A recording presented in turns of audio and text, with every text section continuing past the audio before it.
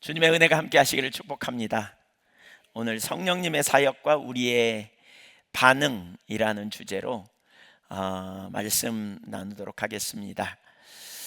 성령에 의한 삶을 우리가 지난 주간에도 지난 2주 전에 살폈고 이번 주간에 이제 연이어서 살피고 있습니다. 무엇보다 우리가 지난번에 살핀 것은 성령의 내주하심에 대해서 살폈습니다. 이 시대는 성령의 시대고 성부 하나님과 성자 예수님께서 성령으로 우리 안에 성전 삼고 우리 안에 내주하신다라고 했습니다. 이것이 의미하는 바는 분명해요. 그게 뭐냐면 우리는 성령에 의한 삶을 살아야 한다는 것이지요. 성령께서 우리 안에 내주하시고 거하신다는 것은 어떤 감동이나 그런 어떤 의미라기보다는 가장 핵심적으로는 하나님께서 우리를 혼자 두지 않으신다는 것입니다. 그래서 우리는 이 땅에 사는 동안 성령을 힘입어 살아가는 삶이어야 된다라는 의미예요. 세 가지를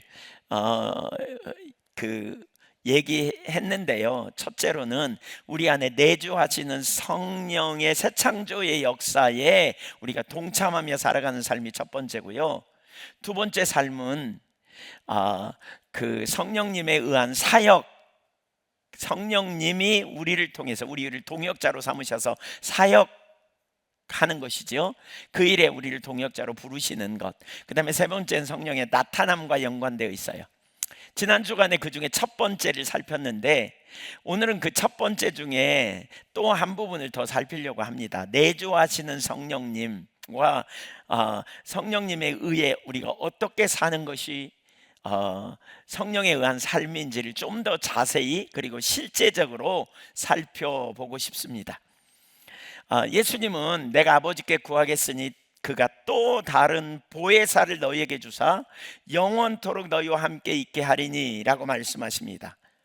또 다른 보혜사, 원래 보혜사가 예수님이신데요, 보혜사라는 말의 의미가 뭐냐면 함께 계시고 우리 안에 계셔서 돕고 위로하고 깨닫게 하시고 인도하시고 이렇게 구체적으로 붙들어 주시는 분, 예수님이 제자들과 함께 계셔서 그렇게 하신 것처럼, 그래서 하나님의 임재가 성령 안에서 실제가 되도록 이끄심이라고 말할 수 있어요. 예수님은 그는 너희와 함께 거하시고 너희 속에 계신다 라고 말하므로 성령님이 멀리 계시지 않고 우리 속에 와 계신다, 예수 믿는 모든 성도들 안에 와 계신다 라고 가르치는 거죠. 그리고 연이어서 뭐라 그러냐, 18절에 내가 너희를 고아와 같이 버려두지 아니하고 너희에게로 오리라 라고 말씀하셨어요. 그러니까 우리를 고아처럼 버리지 않으시려고 오신 보혜사, 이게 뭘 의미하는지 아시겠죠? 가장 가까이에서 우리와 함께 계시면서 돌봐주시겠다는 거죠. 그러니까 더 이상 혼자가 아니라는 거예요. 혼자 판단하고 혼자 결정하고 혼자 갈등하고 혼자 버티다가 무너지는 그런 삶이 아니라는 거예요. 우리 안에 성삼위 하나님이 성령으로 우리 안에 와 계시는 거죠. 그 주님이 지금도 우리 안에서 일하고 계신다는 거예요. 그런데 문제는 무엇이냐? 성령님이 우리 안에 계시지만 우리가 성령님이 하시는 일을 잘 알지 못한다는 겁니다. 그렇게 되면 실제로는 성령님을 의지하는 삶을 잘 살지 못해요. 그러니까 여러분 한번 스스로 돌아보세요. 성령님이 내 안에 계신다? 믿음으로 이거 믿으시죠? 네, 성령 여러분 안에, 우리 안에 계시죠? 맞습니까? 네, 성령 계십니다. 뭐 하세요? 성령님이 여러분 안에서 뭐 하세요? 도대체 여러분 안에 거하신 성령님을 어떻게, 그러니까 성령님이 어떤 일을 행하고 계시고 성령님을 어떻게 의지하고 살아가는 실제적인 삶이 뭔지, 우리가 이 부분을 잘 인식하고 배우는 것이 너무너무 중요합니다. 예를 들어 성령님이 말씀을 생각나게 하시잖아요. 우리가 성령은 말씀을 생각나게 하신다고 말하잖아요. 근데 말씀이 생각나도 우연으로 성령님이 우리 안에 말씀을 생각나게 하셔서 내가 그 말씀이 성령님이 주시는 음성이라고 듣지 못하고 넘겨버릴 수도 있어요. 성령님이 죄를 깨닫게 하시는 분인데 이것을 분명하게 인식하지 못하면 불편한 감정으로만 받아들이기가 쉬워요. 성령님이 모든 진리 가운데 인도하시고 우리를 의의 길로 인도하시는데 성령님의 인도를 받기보다는 자기 생각의 기초에서 결정해 버리기가 쉬워요. 성령님이 도우시는 분이라고 말하지만 정작 도움이 필요한 순간에 도움을 구하지 않고 혼자 버티는 자리에 머물기가 쉽다는 거예요. 그래서 많은 성도들이 신앙생활 하면서 고아처럼 살아갑니다. 문제가 생기면 먼저 염려하고 사람을 찾아가고 방법을 찾고 계산부터 하고 놀라운 상담자이신 주님께 나가 묻기보다 머리로 해결하려고 하다가 지쳐 놓아버리는 경향이 강한 거죠. 시험과 유혹 앞에서도 피할 길을 주님께 구하지 않고 선택의 순간에 주님께 적극적인 지혜를 구하지 않는 자리에 머물러 있기가 쉬운 거죠. 이건 실제적으로 내 안에 성령님이 계신다고 말하지만, 고아처럼 버려두지 않기 위해 오신 것을 말하지만, 실제로 그 성령님을 의지하고 성령님을 따라가는 삶을 살지 않는다면 믿음이 하나도 없는 거예요. 그건 진짜 믿는 게 아니죠. 성령님이 나와 함께 계신다, 그래서 매우 좋아하죠. 근데 정작 우리 안에 오신 성령님께 묻지 않고 결정하며 구하지 않고 싸우고 의지하지 않고 자기 힘으로 버티려고 살아가다가 낙심하고 좌절해 버린다면 그건 그야말로 성령님이 계시지만 여전히 우리는 고아처럼 살 수밖에 없는 존재라는 거죠. 뭘 말하려고 하느냐면 성령에 의한 삶은 막연한 고백이 아니에요. 실제적인 믿음의 행동으로 가야 돼요. 유혹 앞에서 성령님께 피할 길을 구하고 결정 앞에서 성령님의 지혜를 얻으려고 힘쓰고 연약한 가운데 성령의 도움을 힘입어 살아가는 자리로 가는 이 실제적인 일이 있어야 돼요. 그러므로 오늘 우리가 살펴볼 부분은 이거입니다. 세 가지인데요. 첫째, 성령님이 우리 안에서 어떤 일을 하시는지 알아야 합니다. 이게 첫 번째입니다. 무슨 일을 하시는지 알아야 합니다. 두 번째, 가르치고 인도하시는 성령의 음성을 듣고 따라가야 합니다. 가르치고 인도하시는, 그러니까 뒤에 좀 나오지만 이런 거죠. 이제 성령님이 무슨 일을 하시는지, 우리 안에서 어떤 일을 하시는지 쭉 약속이 나와 있거든요. 근데 그 약속을 제가 분리해 보니까 두 가지로 나눌 수 있더라고요. 하나는 뭐냐면 가르치고 인도하시는 일들, 이런 일을 하세요. 그러니까 이건 내가 가만히 있어도 가르쳐주고 어떤 때는 말씀을 주셔서 이끌어 가시기도 해요. 근데 이걸 잘 분별 못하면 성령님이 인도하시는데 엉뚱한 생각인 줄 알고 무시하거나 받아들이지 않을 수 있다는 거죠. 또 다른 한 부분은 성령님이 하시는 일 가운데 하나가 뭐냐면 우리가 가만히 있어서 되는 게 아니고, 예를 들면 우리를 도와주신다 그러거든요. 연약한 자를 도우신다 그러거든요. 그러면 뭐 해야 돼요? 우리가 믿음으로 연약하다는 사실을 인식할 때 믿음으로 우리 안에 계신 성령님께 도움을 청하여 나가야 돼요. 이 두 가지 영역이 매우 중요해요. 그 세 가지를 살핀다니까요. 첫째는 성령님이 우리 안에서 무슨 일을 하시는지를 볼 거고요. 두 번째로는 가르치고 인도하시는 성령의 음성을 듣고 따라가는 일, 이것과 관련해서 어떻게 듣고 어떻게 분별하고 따라가야 되는지 이걸 살필 거고요. 세 번째로는 약속하신 사역을 믿음으로 우리가 구하고 반응하는 자리에 나가야 됨에 대해서 살펴보려고 해요. 하나씩 보겠습니다. 첫째, 성령님이 우리 안에서 어떤 일을 하시는지 알아야 합니다. 성령에 의한 삶의 출발은 성령님이 누구이신지, 우리 안에서 뭘 하고 계시는지 이걸 아는 게 되게 중요해요. 성령님이 무슨 일을 하시는지 알지 못하잖아요. 그러면 우리가 성령님께 어떻게 반응하겠어요? 성령님의 사역을 모르면 성령님이 일하고 계셔도 알아차리지 못해요. 사실 성경은 성령님이 우리 안에서 다양한 일을 하시는 것에 대해서 나누거든요. 되게 많은데 그중에 한 일부만 제가 좀 같이 나누고 싶습니다. 성령님은 말씀을 생각나게 하십니다. 그러니까 말씀을 생각나게 하십니다. 또 성령님은 진리 가운데로 인도하십니다. 그러니까 말씀을 생각나게 한다. 요한복음 14장 26절에 진리 가운데 인도하신다. 요한복음 16장 13절에 성령님은 죄를 깨닫게 하십니다. 요한복음 16장 8절에 성령님은 하나님의 지혜와 모략을 주십니다. 이사야 11장 2절에 성령님은 우리를 거룩하게 하십니다. 데살로니가 후서 2장 13절부터 17절까지 보면 거룩하게 하십니다. 성령님은 육체의 소욕을 이기게 하십니다. 갈라디아서 5장 16절에 성령님은 하나님의 사랑을 우리 마음에 부어주십니다. 로마서 5장 5절에 우리 마음에 하나님의 사랑을 부어주세요.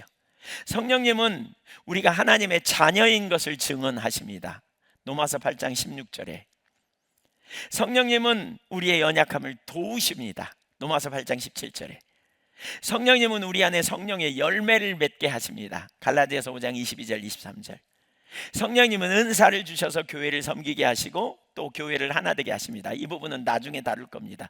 오늘이 아니고 이것들 하나하나 뭐예요? 우리 안에 내주하셔서 어떤 일인가를 이루시는, 이게 성령님이 우리 안에서 사역하시는 거예요. 근데 성령님이 우리 안에서 거하실 때 성령님은 자신을 증거하지 않거든요. 예수님을 증거하죠. 그리고 우리를 세우게 하시고 우리를 거룩한 길로 인도하고 온전케 하시는 일을 하세요. 그러니까 자신을 증거하지 않기 때문에 성령의 역사를 우리가 잘 이해하지 못할 수가 있어요. 그래서 하나님이 우리에게 말씀을 보내셔도, 그러니까 성령께서 말씀을 생각나게 하신다 그랬잖아요. 생각나게 하셔도 그것이 주님의 주시는 말씀이라고 받아들이지 않고 무시하고 넘길 수 있는 가능성이 되게 높아요. 바꿔 말하면 우연히 뭐 옛날 들은 말씀이 생각났겠지 이러고 넘기기가 아주 쉽단 말이에요. 그러니까 그 시대와 신약 시대는 다르지만, 예를 들면 사무엘상 3장을 보면 하나님께서 사무엘을 부르시거든요. 성전에서 성막에서 자고 있는 그 사무엘을 불러요. 사무엘아 사무엘아 이렇게 불러요. 하나님께서 처음에 사무엘이 하나님이 부르심인 줄 몰랐어요. 그리고 엘리 제사장에게 가죠. 그러니까 하나님이 부르셔도 모르실 수 있다는 점에서 중요한 그림을 우리에게 보여주죠. 우리도 성령님이 우리에게 말씀하시는 건데 우리가 그걸 모른다면 우리 안에서 일하시는 성령의 역사를 놓쳐버릴 수도 있다라는 거예요. 성령님의 사역을 알아야 마음에 말씀이 생각날 때 성령님이 내게 말씀하시는구나, 이거 알아차릴 수 있거든요. 죄가 깨달아졌을 때 성령님께서 나를 회개와 회복으로 부르시는구나 라고 인식하며 반응할 수 있거든요. 연약할 때 나는 혼자가 아니다, 성령님이 내 연약함을 도우신다 라는 사실을 깨닫게 된다면 그 순간 하나님을 의지하는 자리로 우리가 나갈 수 있거든요. 그래서 두 가지 흐름으로 정리할 수 있다. 이건 제가 앞부분에 아까 잠깐 설명했는데, 첫째는 뭐냐면 성령님은 교사와 인도자로서 우리를 가르치고 인도하세요. 그러니까 어떤 때는 이것은 우리의 반응과 상관없이 먼저 주님이 그냥 내가 잘못 가고 있으니까 훅 깨닫게 하시는 거죠. 시편 107편 20절에 보면 그런 표현이 있죠. 하나님은 성령으로, 그러니까 하나님은 위험한 자를 말씀으로 위험한 지경에서 이끌어내신다, 이런 표현이 있거든요. 그러니까 우리가 위험한 상황이 언제예요? 잘못 가고 있어요. 여러분의 자녀가 저기 가면, 앞에 가면 구덩이가 있는데 그리 막 가면 어떻게 해요? 멈춰 그러지 않겠어요? 우리 안에 계신 성령으로 주님이 우리에게 경고하시고 말씀하셔서 우리를 인도해 내신다는 거죠. 이게 인도하시는 거고, 그래 말씀을 생각나게 하시는 이런 일을 하는 거죠. 그러니까 죄를 깨닫게 하시고 진리 가운데로 인도하시고 하나님의 지혜와 모략을 주시기도 하고, 이렇게 말씀을 생각나게 하셔서 가르치시는. 그렇다면 우리는 어떻게 해야 돼요? 우리는 성령님의 가르치심을 받아야 돼요.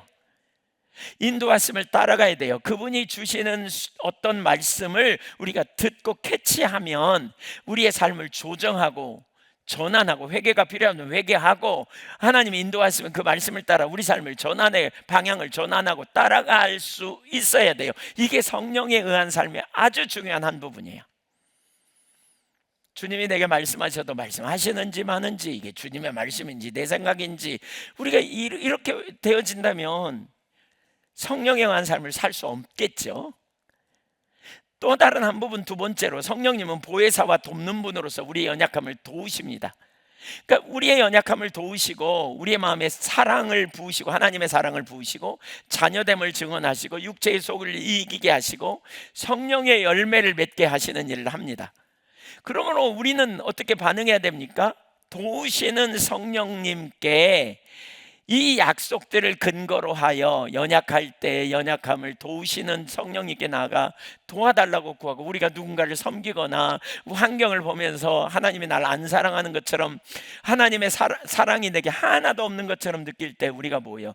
성령님께 나아가 저에게 하나님의 사랑을 부어달라고 적극적으로 믿음으로 간구하고 나가는 거예요.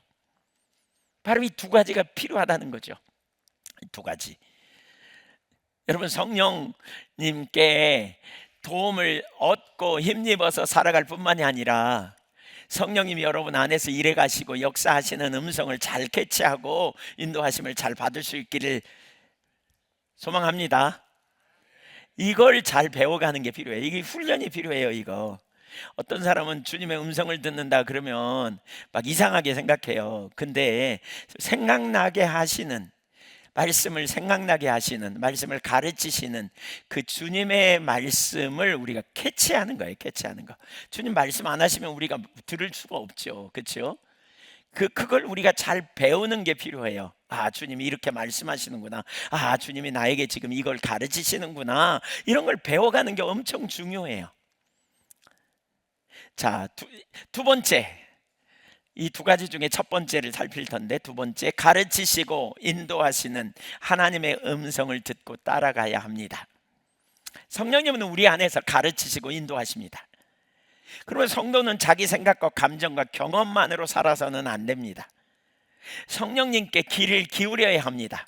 우리를 고아처럼 버려두지 않으려고 우리 안에 오신, 모든 진리로 인도하시고 우리를 돌보시기 원하는, 가르치기 원하는 성령님이 우리 안에 거하신다면, 우리는 성령님의 가르치심을 위하여, 인도하심을 받기를 위하여, 우리가 어떤 상태인지, 주님이 우리에게 뭘 말씀하시려고 하는지 우리는 들으려고 해야 합니다. 그러므로 성도는 자기 생각과 감정과 경험만으로 살아서는 안 됩니다. 요한계시록에 보면 주님이 초대교회에 7번이나 반복해서 교회는 성령이 교회들에게 주시는 말씀을 들을지어다, 이렇게 표현하고 있죠. 성령님께 귀를 기울이고 성령님께 묻고 인도하심을 분별하고 깨달았으면 순종하는 삶으로 우리가 적극 나가야 합니다. 지금 우리는 성령에 의한 삶을 살펴보고 있습니다. 우리 안에 내주하시는, 고아처럼 버려두지 않기에 오신 성령님에 의한 삶을 어떻게 사는 것이 올바른가를 배우고 있습니다. 나누고 있습니다. 자, 그 밑에 첫 번째, 성령님은 말씀을 생각나게 하심으로 우리를 인도하십니다. 말씀을 생각나게 하심으로. 그러니까 요한복음 14장 26절을 보십시오. 거기에 이렇게 말합니다. 보혜사, 같이 읽어보죠. 보혜사 곧 아버지께서 내 이름으로 보내실 성령, 그가 너희에게 모든 것을 가르치고 내가 너희에게 말한 모든 것을 생각나게 하리라. 예수님이 제자들에게 가르친 모든 것을 더 잘 가르쳐주고, 말씀을 성령님이 가르쳐주세요. 그리고 말씀을 생각나게 하세요. 그러니까 아무 때나 생각나게 하시기보다는 의도를 갖고 생각나게 하시겠죠? 그렇죠? 어떤 순간 내 말을 명심해, 이렇게 가르치시겠죠? 성령님은 말씀을 생각나게 하세요. 가르치시고요. 그러니까 한편으로는 저는 이 구절을 보면서, 여러분, 이 말씀 하나하나가 진리예요. 성령님이 하시는 거예요. 우리 안에 와 계신 성령님이 이 일을 하려고 오셨다는 거잖아요. 그러면 우리가 뭔가를 이해하기 어려울 때, 깨닫기 어려울 때, 무슨 말인지 잘 모르겠다, 머리로는 알겠는데 나하고는 별로 상관없는 것처럼, 혹은 잘 모르겠다, 그럴 때 우리는 어떻게 해야 되냐면 적극적으로 성령님 가르쳐 달라고 구해야 돼요. 한번 따라서 해보세요. 성령님 가르쳐 주세요. 가르쳐 주세요. 여러분, 실제요. 여러분이 선생님이라면 여러분의 제자들이 와서 가르쳐 주세요, 그거 기쁜 일이에요, 구차한 일인가요? 예, 기쁜 일일 거요. 혹시 다른 생각하시는 선생님이라면 예수님 좀 더 닮아가야 돼요. 주님은 엄청 기뻐하실 거예요, 우리가 물으면. 그러니까 적극적인 태도가 필요해요. 성령님 가르쳐 주세요. 저는 개인적으로 그 기도 되게 많이 했어요. 근데 그게 결국 이렇게 성령님이 가르쳐 주시면 성령님이 조명하셔서 깨닫게 해주시거든요. 그렇게 되면 이론적 지식이 아니라 우리 가운데 다하트, 실제적 지식이 돼요. 실제적 지식이. 확신을 가지려면 성령의 조명이 필요해요. 이 깨닫게 하심, 가르쳐 주심. 예, 그 지식이 필요합니까? 네. 다시 한번 따라서세요. 성령님 가르쳐 주세요. 속으로 막 그렇게 기도하면서 여러분 설교도 듣고요, 성경을 읽을 때도 가르쳐 달라고, 가르쳐 달라고. 얼마나 잘 가르치시겠어요. 문제는 가르침을 받을 자세가 없는 우리의 문제지. 가르쳐 달라고 구하는 거예요. 그뿐만이 아니라 여기 뭐라 그랬어요? 말씀을 생각나게 하신다 그랬어요. 말씀이 생각난다는 말은 기록된 말씀이 내게 생각나. 어떤 구절 전에 읽었던, 혹은 전에 들었던 어떤 설교, 들었던 말씀이 생각나게도 되고요. 이렇게 말씀이 갑자기 생각이 나요. 이렇게 그걸로 우연으로 여기지 말아야 된다는 거예요. 성령의 사람은 그러니까 하나님의 성령께서 우리 가운데 말씀을 통해 인도하신다, 말씀을 통해 가르치신다, 이걸 항상 염두에 둬야 돼요. 그러니까 기대해야 돼요. 오히려 적극적으로 주님이 내게 말씀하시기를 기대해야 돼요. 기록된 말씀을 생각나게 해 주신다면 그 말씀을 성령님이 내게 주시는 음성으로 듣기 시작한다면 우리는 그 말씀을 대하는 태도가 완전히 달라져야 돼요. 말씀을 통해 우리에게 주시니까. 어떤 사람은 이렇게 생각하죠. 주님이 짠 나타나서 나 여기 있다 이렇게 말하기를 원해요. 여러분, 그런 기대감 내리세요. 그거 아니에요. 뭐 주님이 그렇게 하실 수도 있지만 일반적으로 그렇게 안 하세요. 주님은 우리에게 말씀을 주세요. 이게 성경의 보편적 가르침이에요. 그렇다면 여러분이 어떤 말씀을 딱 들었을 때 어떤 말씀이 생각났다면 그 말씀을 주님이 주신 음성이라면 어떻게 해야 되냐? 우리는 어떻게 해야 되냐? 그 말씀을 펴고요, 그 말씀을 문맥적으로 살펴보고요, 전체 문맥에서 그 말씀이 의미하는 바가 뭔지를 나누고요, 그 말씀이 지금 나에게 어떤 의미로 주시는 메시지인지를 찾으려고 힘써야 돼요. 제가 볼 때 이렇게 물으면 여러분 중에 많은 분이 고개 끄덕끄덕거려요. 기도하다가 혹은 갑자기 어떤 순간에 말씀이 생각난 적이 있는 분 많죠? 예. 근데 문제는 그 말씀이요, 내 삶의 현재 하나님이 나에게 주시는 음성으로 들려지기까지 우리가 찾고 구하고 반영하고 이 태도가 필요해요. 이 자세가 없이는, 그게 성령에 의한 삶의 아주 중요한 한 부분이에요. 지난 목요일 아침에 제가 전심으로 하나님을 찾고 구하는 시간을 가졌습니다. 진짜 온 마음을 다해 하나님을 임재 안에 있기를 원하고 주님의 기쁨이 되기를 원한다고 고백하며 찾았습니다. 그때 갑자기 창세기 17장 1절 말씀도 생각이 나면서 시편 15편 말씀이 생각이 났어요. 제가 창세기 17장 1절은 무슨 말씀인지 다 알거든요. 너는 내 앞에서 행하여 완전하라, 나는 전능하다 하나님이라, 이 말이에요. 그러니까 13년 동안 침묵하시던 하나님이 아브라함에게 이제 너는 내 앞에서, 나의 임재 앞에서 행하되 완전하게 행하라, 꾸밈이 없이 행하라, 이런 표현이에요. 내가 전능하다 하나님이니까 그 말이에요. 근데 그 말씀이 생각나면서 시편 15편 말씀이 떠올라요. 그래서 제가 시편 15편의 말씀이 무슨 말인지 몰라요. 거기 무슨 말씀이 있는지 몰랐어요. 그래서 즉각적으로 제가 가가지고요 성경을 펴면서 이 구절을 찾아봤어요. 거기 시편 15편에 보면 이런 표현이에요. 제가 한번 읽어볼게요. 예.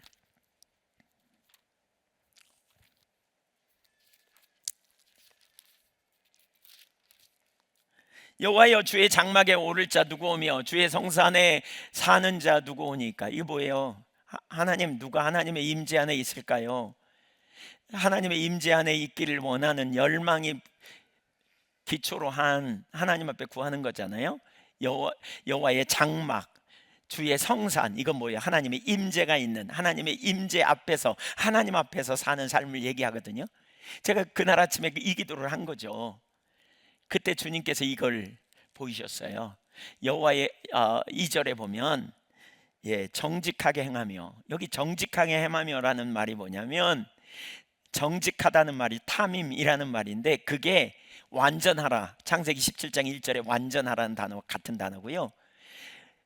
완전하게 행하라, 내 앞에서 행하라, 그게 할라크라는 말인데 걸어가다는 말이거든요. 그러니까 주님 앞에서 꾸밈이 없이 걸어가라, 그 말이에요. 근데 정확히 똑같은 표현이에요. 꾸밈 없이, 나눠지지 않은, 겉과 속이 다른 채로가 아니라 하나님 보시기에 올바른 삶으로 나가라. 그러면서 공의를 실천하고 그의 마음의 진실을 말하고. 보세요, 마음의 진실, 이거 설명하려면 하나하나 많은데 3절 보세요. 그의 혀로 남을 허물하지 아니하고 그의 이웃에게 악을 행하지 아니하며 그의 이웃을 비방하지 아니하며.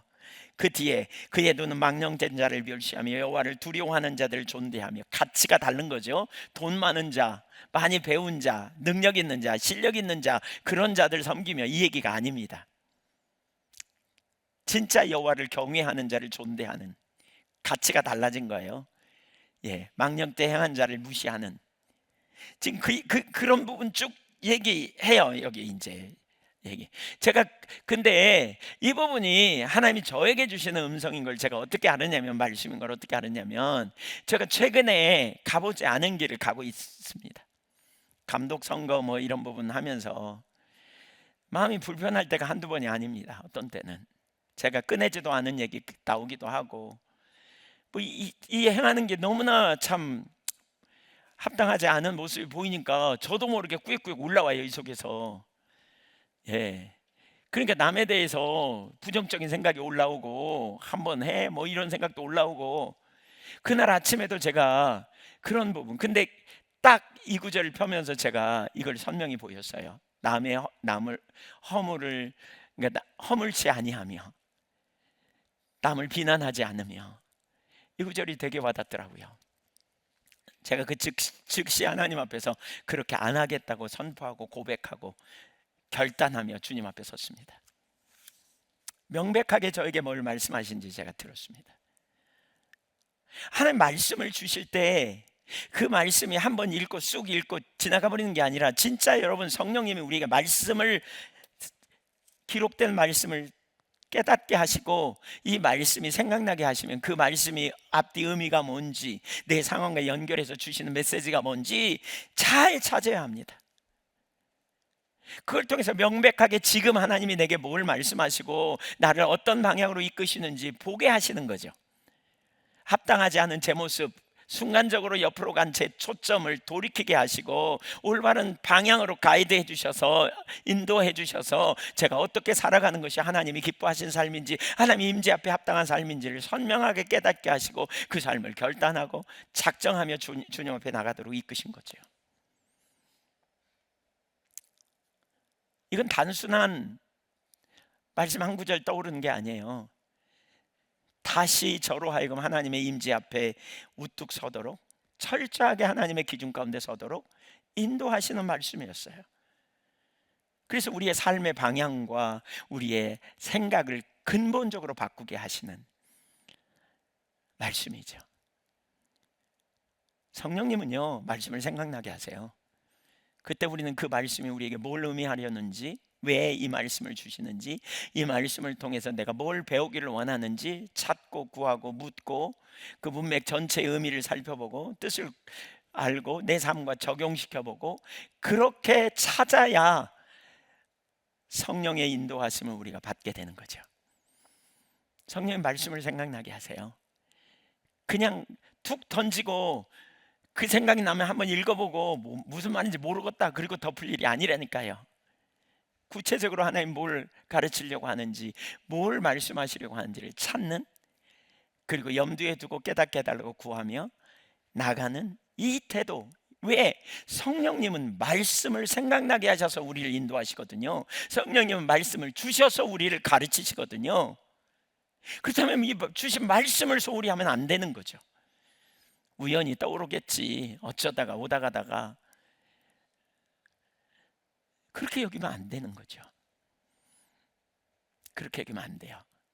성령에 의한 삶이 뭔지 중요한 한 부분이 바로 이 부분입니다. 두 번째, 성령님은 죄를 깨닫게 하심으로 돌이키게 하십니다. 요한복음 16장 8절은 성령님께서 죄에 대하여 의에 대하여 심판에 대해 세상을 책망하신다, 컨빅트, 직면하신다, 그 말이거든요. 세상을 직면해, 죄에 대하여 의에 대하여 심판에 대하여 직면하여 맞닥뜨리게 한다, 딱 이렇게 하는 거죠. 1차적으로 이 말씀은 성령께서 세상을 죄와 의와 심판에 대하여 직면하게 해요. 딱 들춰내시는 거죠. 믿는 자 안에서 말씀을 통해 죄를 비추시고 회개와 회복으로 이끄시는 일들을 하신다는 의미가 여기 포함되어 있어요. 그러니까 여러분 그런 경험 하셨나요? 예를 들면 어떤 때 누군가에게 말하고 난 뒤에 마음이 되게 불편해. 뭐가 문제인가 봤더니 내가 우월의식과 자부심을 가지고 다른 사람 가르치려고 했던 모습이 탁 보여져요.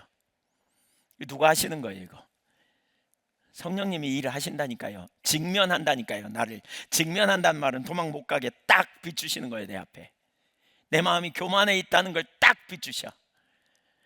내가 얼마나 우월의식과 자부심을 갖고 있는지 딱 깨닫게 하시는 거죠. 이게 성령의 역사예요. 사역을 하고 난 뒤에 겉으로는 주님을 위한 일인 것처럼 보이지만 마음 깊은 곳에서는 인정받고 싶은 욕망이 있었음을 딱 보게 하시는 때가 있죠. 어떤 때는 내가 너무나 교만하고 너무나 자기중심적인 죄에 가 있는 걸 딱 깨닫게 하실 때가 있어요. 이게 다 뭐냐? 이게 성령의 역사예요. 성령님이 그 일을 하시는 거죠. 관계의 갈등 속에서 상대방이 올바른 말을 해요. 틀린 말이 아니야 라고 생각하면서 해요. 근데 어느 날 어떤 순간 성령님께서 그 말의 태도와 동기가 사랑이 아니었음을 딱 들춰내시는 일을 하죠. 이게 성령의 역사예요. 바로 그 순간 어떻게 해야 되느냐? 성령께 우리는 어떻게 반응해야 되냐면, 이게 성령이다, 이거 성령님이 하시는 일인데 이걸 인식하는 게 중요해요. 성령님이 나를 죄를 깨닫게 하시는구나, 성령님이 나로 하여금 지금 회개하도록 인도하시는구나, 이걸 인식하는 게 첫 번째고요. 그 다음에 두 번째로 뭐 해야 되냐면 정직하게 직면해야 돼요. 변명하면 안 돼요. 성령님 맞습니다, 제 안에 교만이 있습니다, 제 안에 사랑이 없습니다, 제가 주님의 명예보다 제 이름을 더 지키려고 애를 썼습니다. 이렇게 동의하는 것이 실제적인 성령에 의한 삶이에요. 정직한 직면. 우리 다 하시고 너 지금 그 자리에 있잖아 이렇게 보이시는데 어쩔 수 없었어, 뭐 나만 그런가, 뭐 남들도 다 그래, 에이 별로면 생각이 다 나네, 이렇게 하면 성령을 완전히, 에베소서 4장 30절에 성령을 근심케 하지 말라 그랬잖아요. 이게 근심케 하는 거예요. 그리고 성령에 의한 삶을 살 수 없어요. 그렇게 되면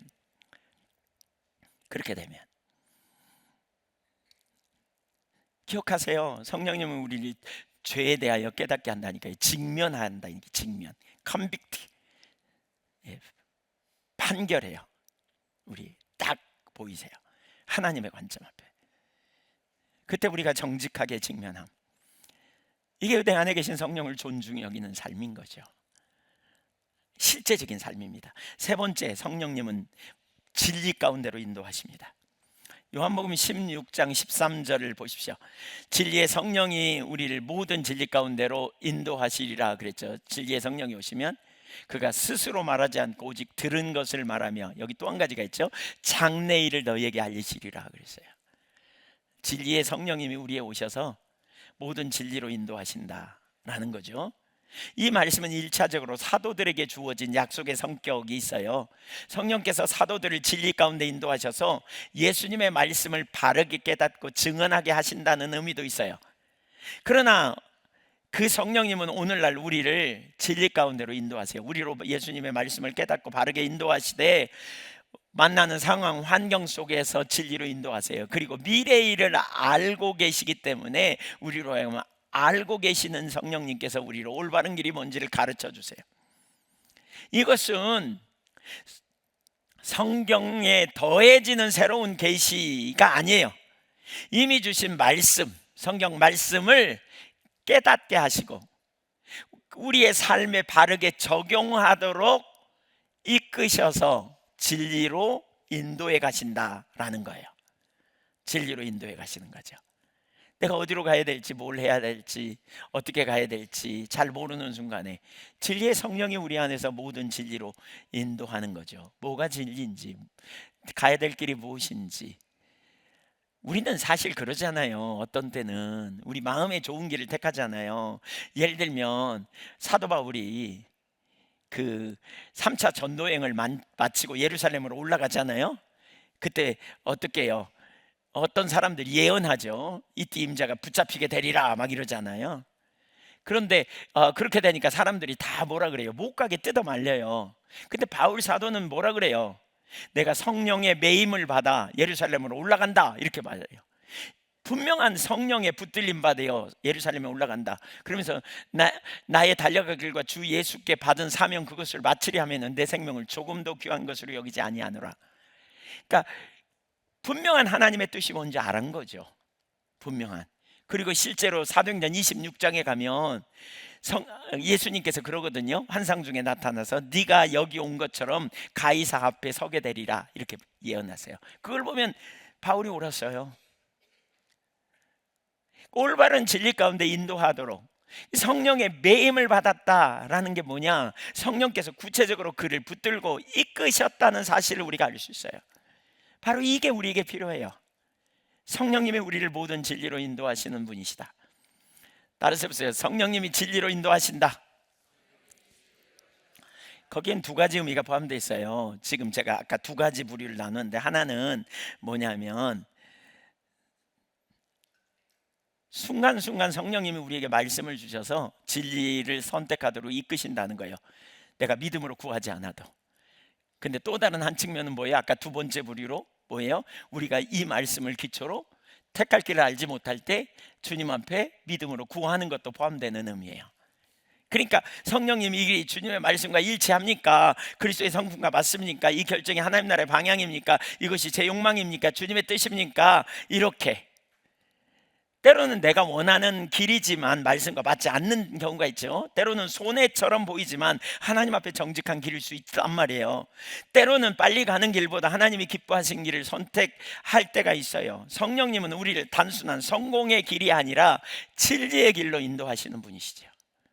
무엇이 하나님이 기뻐하시는 길인지, 그러니까 이걸 우리가 분별하고 찾는 게 되게 중요한 거죠. 이걸 기억해야 돼요. 성령님은 우리를 진리로 인도하시는 분이다.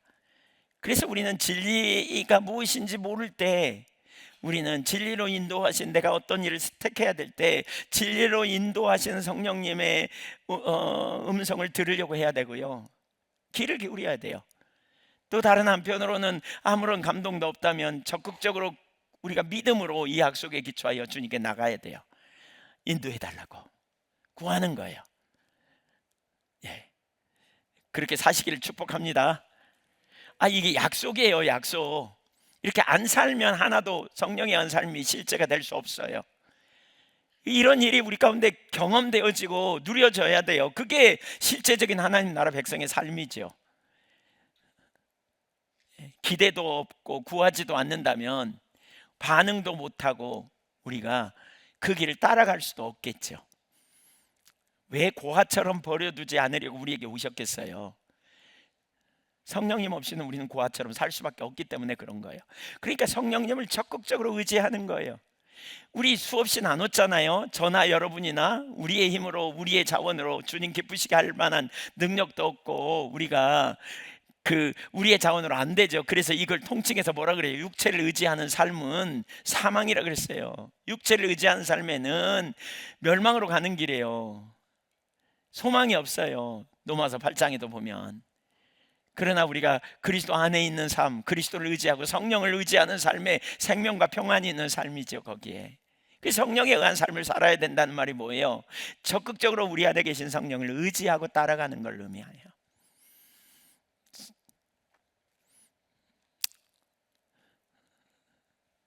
네.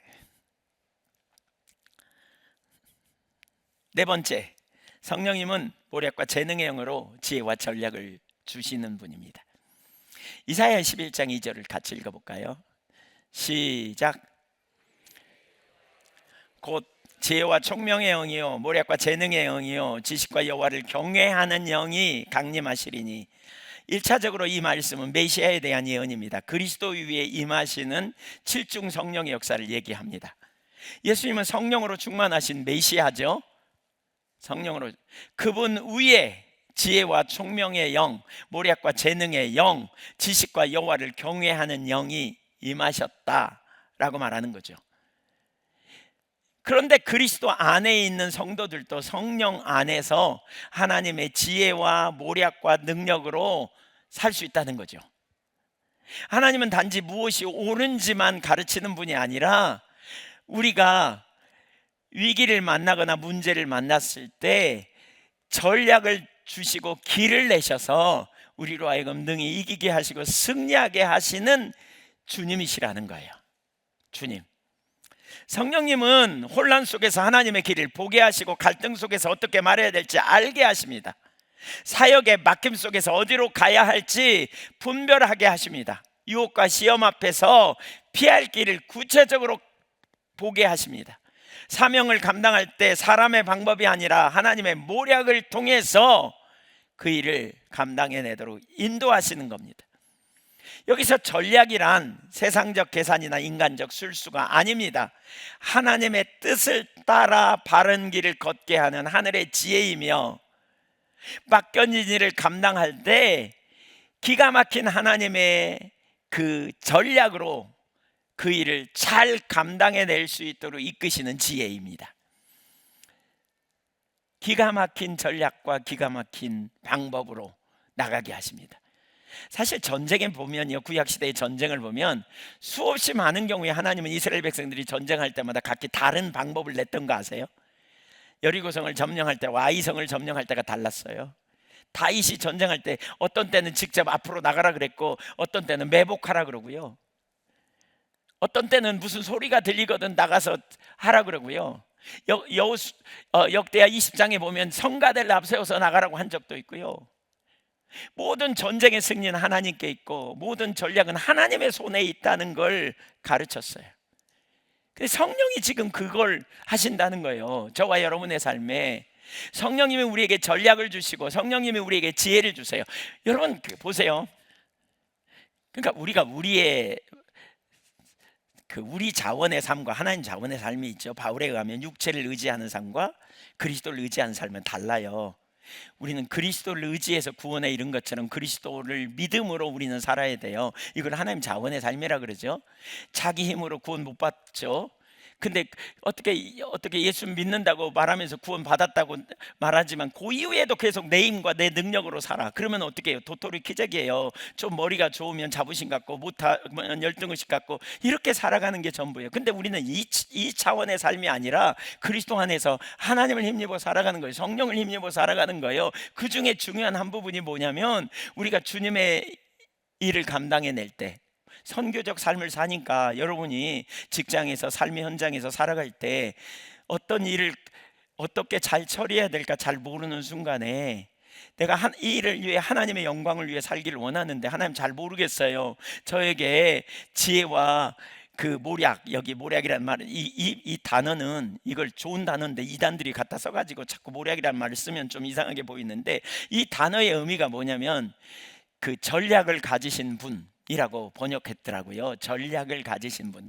성령은 전략을 가지고 계시는 거죠. 그러니까 뭐예요? 전략을 달라고 구하는 거예요. 성령님 전략을 가르쳐 주세요. 성령님 전략을 알게 해주세요. 성령님 이 순간에 어떻게 해야 될지 알게 해주세요 라고 할 때 성령님이 기가 막힌 전략을 우리에게 주셔서 그 일을 감당하도록 능력을 주신다는 거예요. 이 은혜가 필요합니까? 네, 이 은혜가 필요합니다.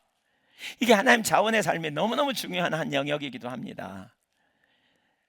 내가 결정해야 될 수많은 순간에 있잖아요. 어떻게 해야 될지 잘 몰라. 어떻게 해야 돼? 어떻게 해야 돼? 노심초사하고 아이고 해봐도 안 되네. 아이고 이건 불가능이야. 이렇게 포기하려고 하는 그러한 상황이 얼마나 많습니까? 바로 그 순간에 하나님이 이 순간에 정말 하나님 아시잖아요. 어떻게 해야 돼요? 제가 어떻게 해야 돼요? 하나님의 전략을, 하나님의 길을 알게 해주세요. 하나님, 약한 자와 강한 자 사이에 도울 분은 하나님 뿐이신데 어떻게 해야 돼요? 여리고성 견고한 성을 어떻게 점령해요?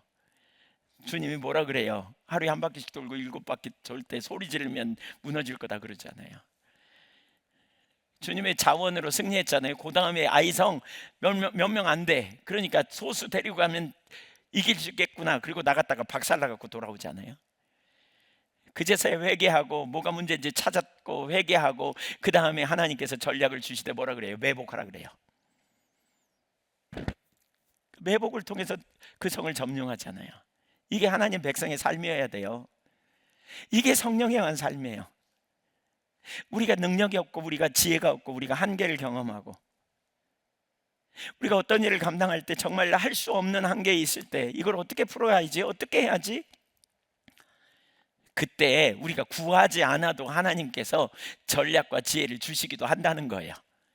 구하지 않아도. 기가 막힌 생각이 떠오르는 경험이 있나요? 그러면 그러죠. 아, 내가 머리가 좋은가 봐. 머리가 좋아서 그럴 수도 있지만 주님이 여러분 안에 계신 성령님이 기가 막힌 전략을 주신 것일 수도 있어요. 그걸 알면 겸손하고 감사해야 돼요. 근데 그렇지 않을 때에도 우리는 이걸 가지고 믿음으로 구하는 거예요. 전략을 주세요, 주님. 이 상황이 제가 어떻게 해요? 제가 전에 섬기던 교회에서 그런 일이 있었댔잖아요. 106가구 중에 105가구가 같은 성씨고 제가 그 마을에 와서 전도사로 복음 전하러 왔는데 할 수 있는 일이 한 개도 없다는 걸 깨달았어요. 그러다가 어느 날 퍼뜩 이 구절을 봤어요. 하나님이 이 마을을 아시고 저를 아시고 그렇다면 저를 보내신 하나님께서 이 마을에 교회를 세우신 하나님께서 전략을 가지고 계시겠구나. 그때부터 전략을 구하기 시작했어요. 그리고 기가 막힌 생각이 하나 떠올랐어요. 솔직히 말하면 그때는 전략을 구했지만 그것이 하나님이 주신 건지 몰랐습니다. 나중에 제가 알았어요. 아, 이게 진짜 하나님이 주신 전략이구나. 근데 너무너무 기가 막힌 전략이었고요. 그걸 통해서 많은 사람을 전도했어요. 하나님이 내신 전략. 그게 저에게 큰 성공의 이력이에요. 성령님은 막힌 길을 여는 비결을 가지고 계세요. 성령님 막다른 골목에서 우리가 어떻게 해야 될지 모략과 재능을 주셔서 전략을 주셔서 돌파하게 하시는 분이심을 믿으시기 바랍니다.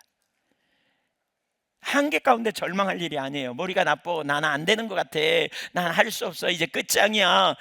성령의 인도하심을 따라가다가 그런 일을 경험했다면 여러분을 인도하신 성령님께서 전략을 주실 줄 믿으십시오.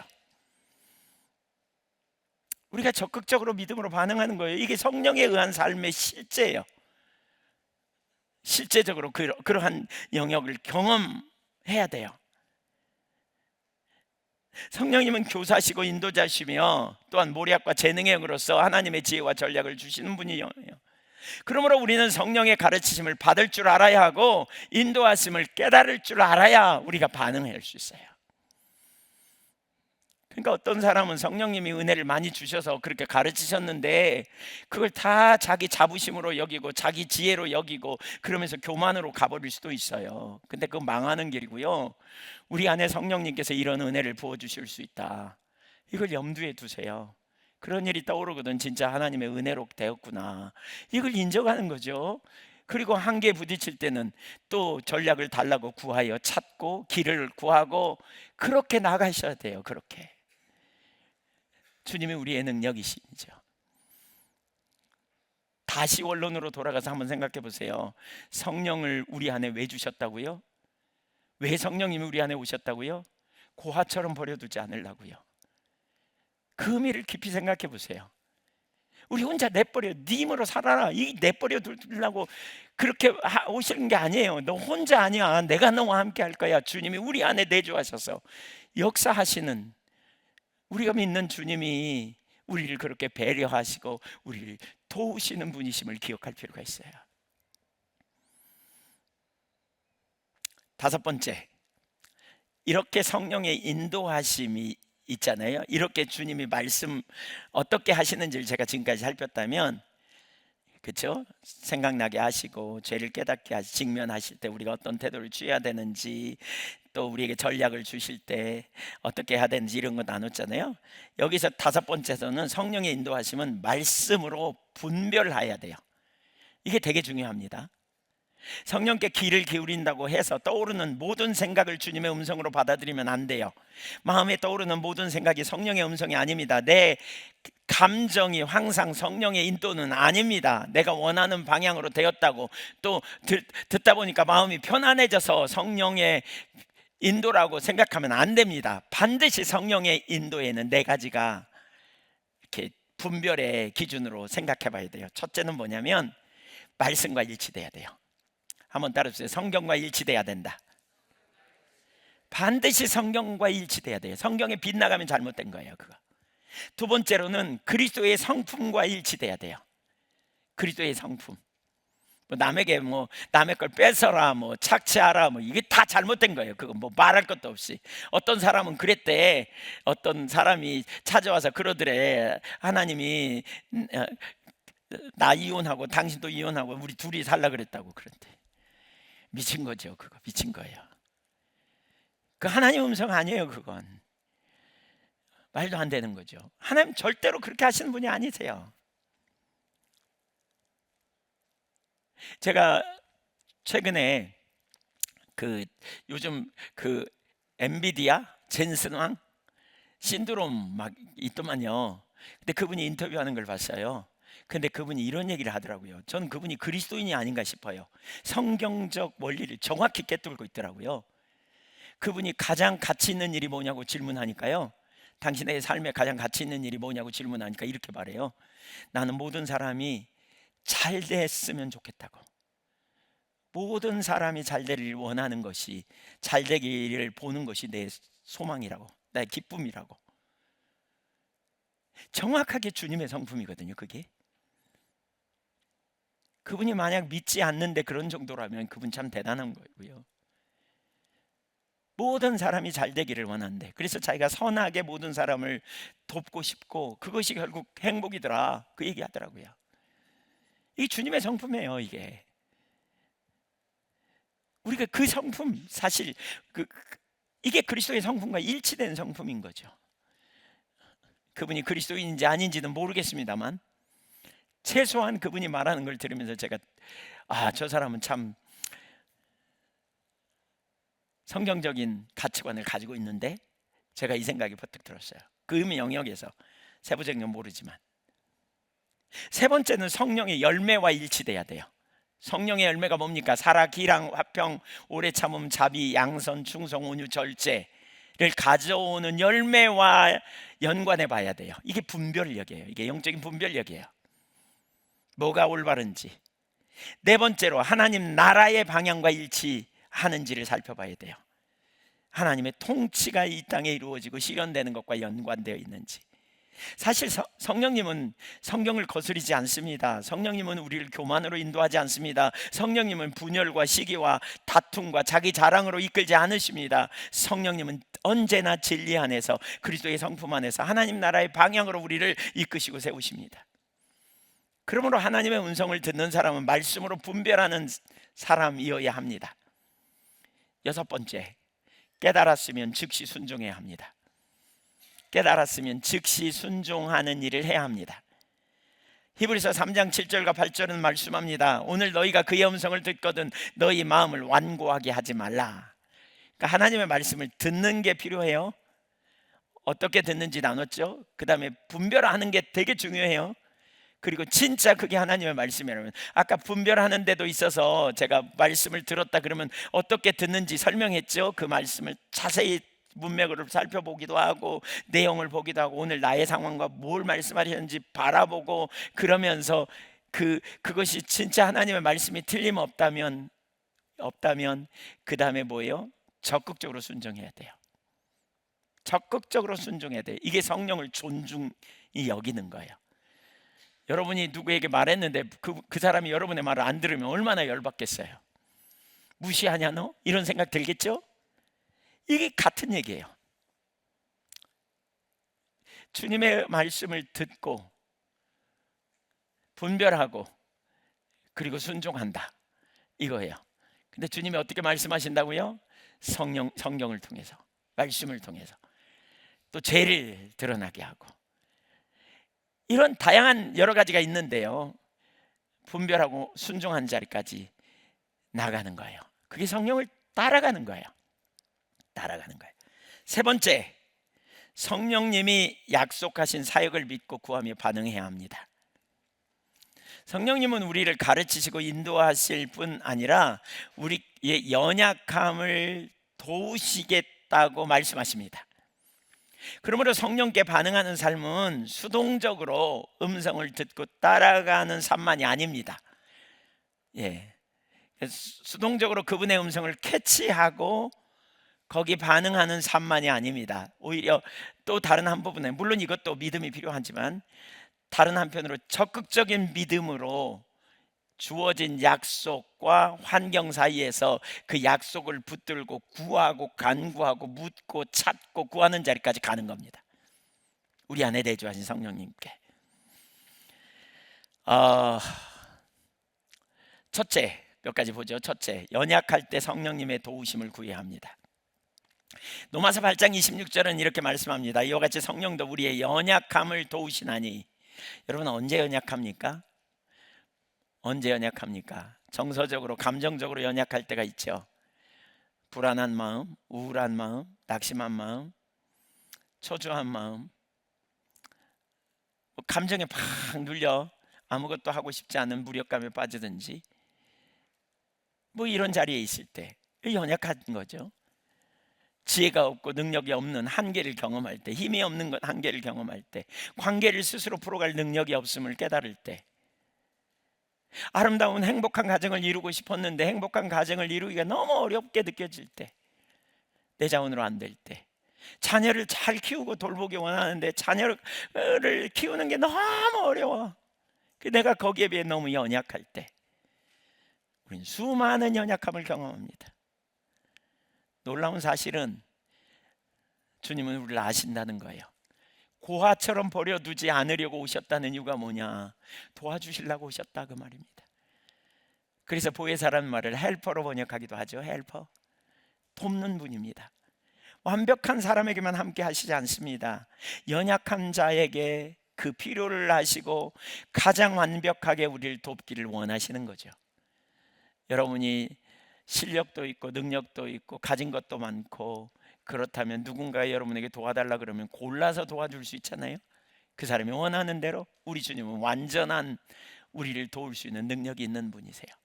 그래서 모든 영역에서 우리가 연약할 때 혼자 주저앉지 말고 우리 안에 내주하시는, 여러분 안에 내주하시는 성령님께 나가 저를 도와주십시오 라고 구하는 거예요. 믿음으로.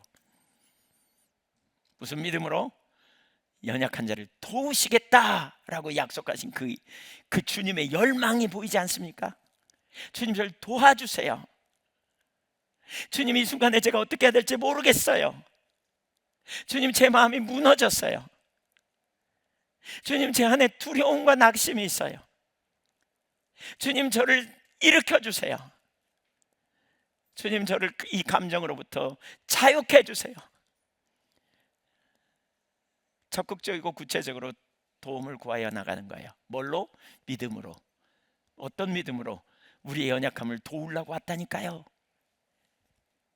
여러분의 연약함을 도우시려고 내주하신다니까요. 그 주님 앞에 나가 도와달라고 구하는 거예요. 나를 인도해 달라고. 내게 은혜를 부어달라고, 능력을 부어달라고, 새롭게 하시는 은혜를 부어달라고.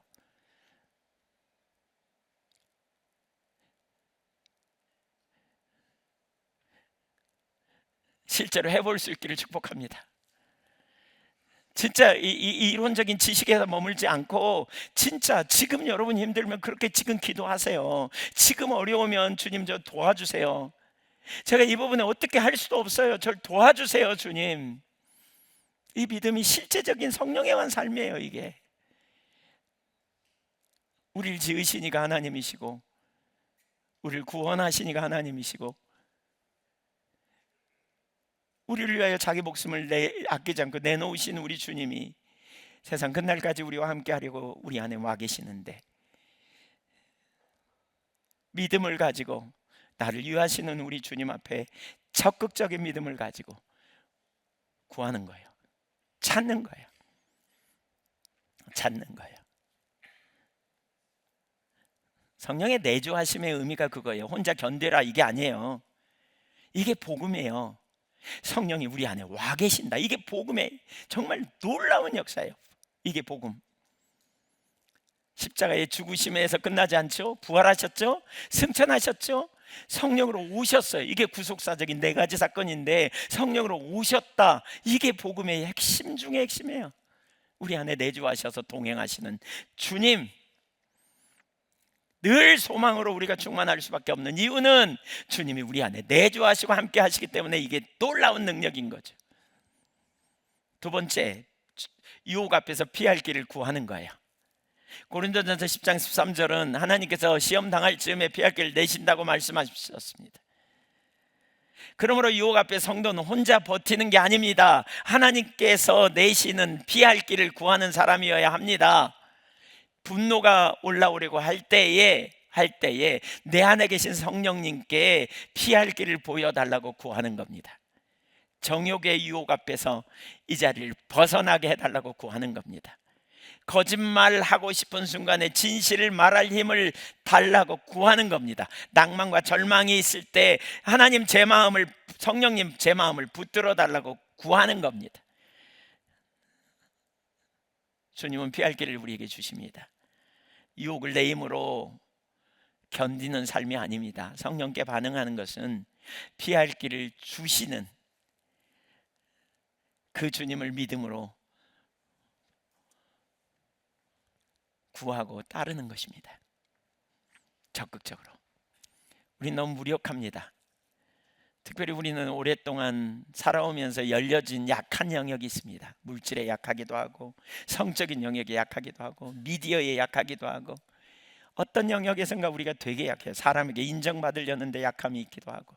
내내 그렇게 살아왔어요. 그런 비슷한 상황만 되면 거짓말을 습관처럼 하고, 시기 질투가 올라와서 그리 쑥 나가고, 그런 부분에 애통함을 가지고 성령님 제 마음을 지켜달라고 구하는 거예요. 피할 길을 달라고, 도와달라고 구하는 거예요. 적극적으로.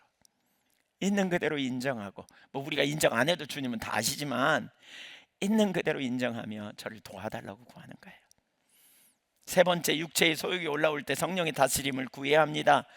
갈라디아서 5장 16절 너희는 성령을 따라 행하라. 육체 욕심을 이루지 아니하리라. 로마서 8장 13절 영으로서 몸의 행실을 죽이면 살 것이다 라고 말합니다.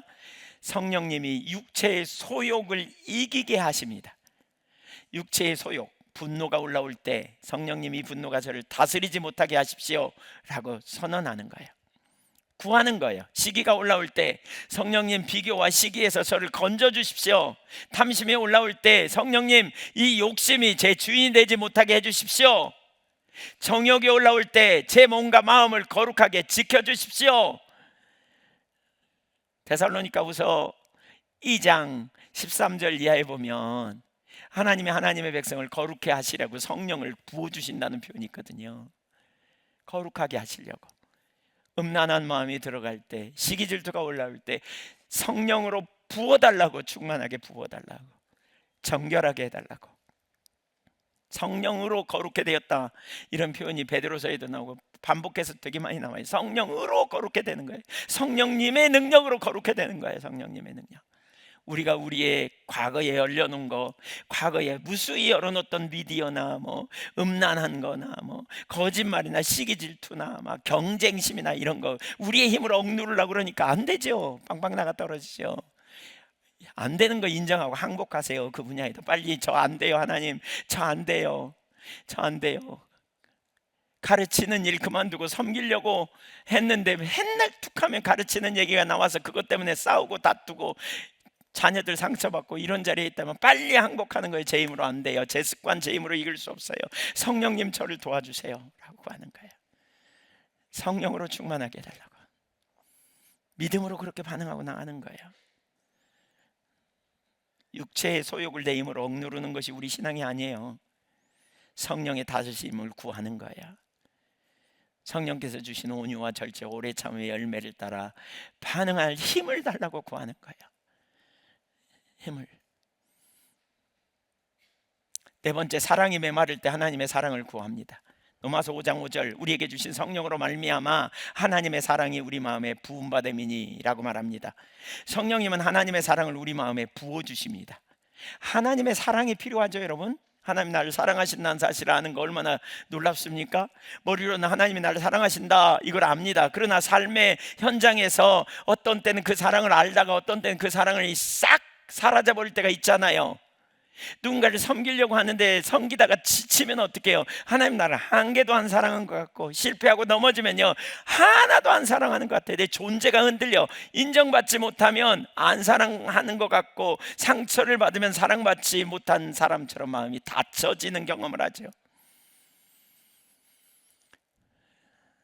바로 그 순간에 하나님 나를 사랑하는 것처럼 안 느껴지는 바로 그 순간에 우리가 해야 될 일이 뭐냐? 성령께 반응하는 거예요. 성령님, 하나님의 사랑의 마음을, 하나님의 사랑을 제 마음에 부어주십시오. 따르세요. 성령님, 하나님의 사랑을 제 마음에 부어주십시오. 제가 머리로만 아는 것이 아니라 가슴으로, 하나님의 마음으로 하나님의 사랑을 아는 사람이 되기를 원해요. 정죄감이 아니라 아버지의 사랑 안에 굳건하게 서는 그 사랑이 저를 격려하고 일으키시는 걸 경험하도록 주님의 사랑으로 제 마음을 채워주세요. 사람의 인정이 아니라 주님의 사랑으로 제 마음을 채워주세요. 지금 필요하면 그렇게 기도하세요. 여러분 속으로 막 기도하세요. 주님, 그 사랑으로 저를 채워주세요. 성령님, 하나님의 사랑을 제게 부어주세요. 부어달라고 구하는 거예요. 실제로 진짜 이렇게 기도해 보세요. 오늘 기도했다. 그리고 내일도 기도하겠죠. 이따도 기도하고 모레도 기도하겠죠. 어떤 순간에 여러분 속에 하나님의 사랑이 부어져 있는 걸 경험할 거요. 제가 장담하건대 무수히 개인적으로도 그런 은혜를 정말 많이 경험했고요. 성령의 분명한 약속이기 때문에 하나님의 약속은 반드시 성취돼요. 사랑을 부어달라고 구하세요. 왜 우리가 지쳐요? 한 집안 식구 집안 섬기는데 어떤 데는 지치잖아요. 부모님들 중에는 자녀 섬기는데 지치잖아요. 부부끼리 서로 어떤 데는 지치죠? 왜 지쳐요? 주님의 사랑이 우리 가운데 식어지면요 금방 우리는 힘들어요. 근데 주님의 사랑이 부어지면 그 사랑으로 주님 앞에 담대히 나가고 그 사랑으로 이웃을 섬길 수 있거든요. 그래서 주님의 사랑이 우리 마음에 부어지는 게 얼마나 중요한지 몰라요. 주님의 사랑을 부어달라고 구해야 돼요. 다섯 번째, 자녀됨이 흔들릴 때 복음을 붙들어야 돼요. 로마서 8장 16절은 말씀합니다. 성령이 친히 우리의 영과 더불어 우리가 하나님의 자녀인 것을 증언하시나니, 성령님은 우리가 하나님의 자녀인 것을 증언하십니다. 그러므로 실패했을 때 숨지 말아야 됩니다. 연약할 때 포기하지 말아야 됩니다. 죄를 깨닫고 죄책감에 눌리지 말아야 합니다. 바로 그런 마음이 들 때 우리가 믿음으로 붙들어야 합니다. 성령님, 제가 실패했지만 버림받은 사람이 아니고 주님의 자녀인 것을 저에게 가르쳐 주세요. 증언해 주세요. 나는 연약하지만 하나님의 자녀인 것을 알게 해주세요. 주님, 더 그 확신을 제게 깨닫게 해주세요. 자녀인 것을 증언해 주세요. 제게. 이렇게 기도해 가는 거예요. 하나님의 자녀인 것을 잊어버릴 자녀 한 개도 자녀가 아닌 것 같아. 환경을 보니까, 상황을 보니까 정말 죽을 것처럼 힘들어. 그런 순간에 자녀인 걸 가르쳐 주세요. 제가 자녀인 것을 가르쳐 주세요.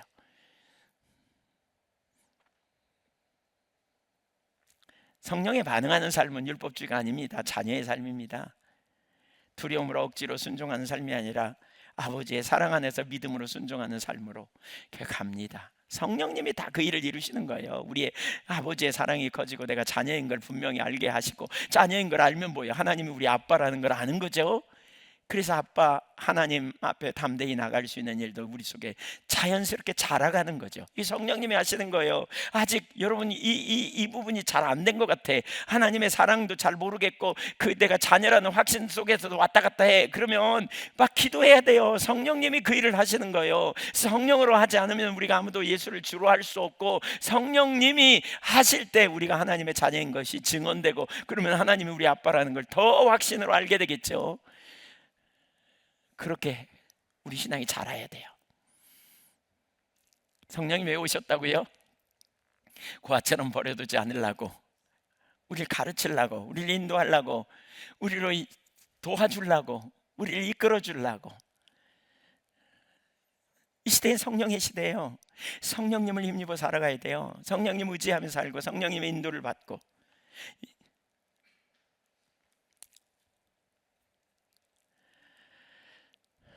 나눌 게 있지만 그냥 띄어서, 너무 많이 가르치면 또 헷갈릴까 봐 띄어서 결론으로 나누죠. 성령님은 우리를 고아처럼 버려두지 않으려고 오셨습니다. 그러므로 우리는 더 이상 혼자 살아서는 안 됩니다. 성령님은 선생님이에요. 그러니까 우리는 배워야 돼요. 훌륭한 선생님. 우리가 배우려고 해야 돼요. 자꾸 물어야 돼요. 성령님께 가르쳐 달라고, 알고 싶다고. 오늘 설교를 들으면서도 뭐 알아들을 듯한데 잘 모르겠다 그러면 가르쳐 달라고, 깨닫게 해달라고, 저 말이 무슨 말인지 나에게 삶의 실제가 되게 해달라고 가르쳐 달라고 구하세요. 성령님의 인도자세요. 그러므로 우리는 성령님의 인도를 따라가야 돼요. 그러려면 뭐 해야 돼요? 성령님이 어디로 인도하는지를 들으려고 해야 돼요. 알려고 해야 돼요. 성령님은 모략과 재능의 영이세요. 그러므로 우리는 지혜와 전략을 주님 앞에, 한계를 경험할 때 주님 앞에 귀를 기울이고 성령님의 인도를 구하고, 또 구체적으로 잘 모르겠으면 적극적으로 제 모략과 전략을 달라고 찾아 나가야 돼요. 성령님은 보혜사세요. 우리를 도와주시는 분이라는 거예요. 우리 안에 계신 하나님. 그러므로 혼자 살아서는 안 돼요.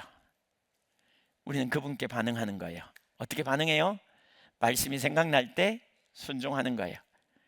그 말씀이 하나님이 무슨 말씀을 하시려는지 잘 찾고 문맥적으로 살펴보면서 내 상황과 연결해서 보면서 순종하는 거예요. 여러분 아세요? 제가 비밀을 알려드리면, 여러분 챗 GTP 같은 거 있잖아요. 거기에 성경 구절 그 의미하는 바가 뭔지 좀 알려달라고 이렇게 쳐보세요. 요즘 되게 좋은 시대예요. 그러면요 쫙 알려줘요. 진짜 어마어마한 지식을 알려줘요. 여러분이 어떤 성경 하나의 말씀을 이렇게 생각났다 그러면 그 구절을 챗 GTP 같은 데다, 이런데 AI에다가 쳐가지고 이 말씀의 배경과 의미하는 바가 뭔지 가르쳐줘요. 이렇게 하면 쫙 나와요. 그러면 정확하게 문맥 속에서 무슨 의미인지 알 수 있어요. 그 말씀이 문맥 속에서 어떤 의미인지를 정확히 알 수 있어요. 그렇게 할 때 여러분이 훨씬 더 내게 주시는 하나님의 말씀이 뭔지 깨달을 수 있을 거예요. 말씀이 생각날 때 순종하는 거예요. 죄가 깨달아질 때 회개하는 거예요. 이게 우리가 할 반응입니다. 선택의 순간의 지혜와 그 전략을 구하는 거죠. 유혹이 올 때 피할 길을 구하는 거예요. 예. 한번 따라서 하세요. 죄송하지만 말씀이 생각날 때 순종하라. 죄가 깨달아질 때 회개하라. 선택의 순간에 지혜와 모략을 구하라. 유혹 앞에서 피할 길을 구하라. 육체의 소욕이 올라올 때 성령의 다스림을 구하라. 연약할 때 도우심을 구하라. 사랑이 메마를 때 하나님의 사랑을 구하라. 자녀됨이 흔들릴 때 복음을 붙들라. 이것이 성령의 시대를 사는 성도의 삶입니다. 내주하신 성령과 동행하는 삶, 실제가 되는 삶. 저와 여러분이 이 삶을 살기를 원합니다. 구체적으로 해보세요. 믿음으로 해보세요. 믿음으로. 이 약속이에요. 우리 안에 성령님이 왜 오셨는지, 주님이 우리 안에 계시다는 게 왜 기쁜 소식인지, 이 기쁜 소식을 온 세상 전하세, 이런 찬양 있잖아요. 성령이 오셨네, 성령이 오셨네. 왜 성령이 오신 게 기쁜 소식인지, 왜 기쁜 소식이냐면 우리를 고아처럼 버려두지 않기 때문에 그분에게 우리는 가르침을 받고 그분의 인도하심을 받고 또한 그분을 신뢰함으로 우리가 승리하는 삶을 살 수 있기 때문에 이거예요. 성령님이 오신 사건은 너무나 놀라운 축복이고 은혜입니다. 이 삶의 실제가 되기를 소망합니다. 기도하겠습니다. 먼저 우리가 이런 기도를 좀 하면 좋겠습니다. 먼저 내가 성령에 의한 삶을 살았는가 돌아보십시오. 내 안에 계신 성령님을 인정하고 존중히 여기고 성령님이 내게 말씀하시는 걸 들으려고 하고 인도하심을 받으려고 했는지 생각해 보십시오. 그리고 잘 안 하셨다면 그 부분을 좀 회개하면 어떨까요? 그 부분을 성령님을 근심케 하고 무시한 죄를 용서해 달라고. 왜 내 삶에 능력이 없는지, 왜 우리의 삶에 복음 안에 진정한 가치와 능력을 경험하지 못하는지, 인격체이신 성령님의 인도하심에 순종하고 따라가지 못한 것 때문임을 인정하고 그 부분을 회개하면서 성령에 의한 삶을 살겠노라고 결단하면 좋겠습니다. 같이 기도하겠습니다.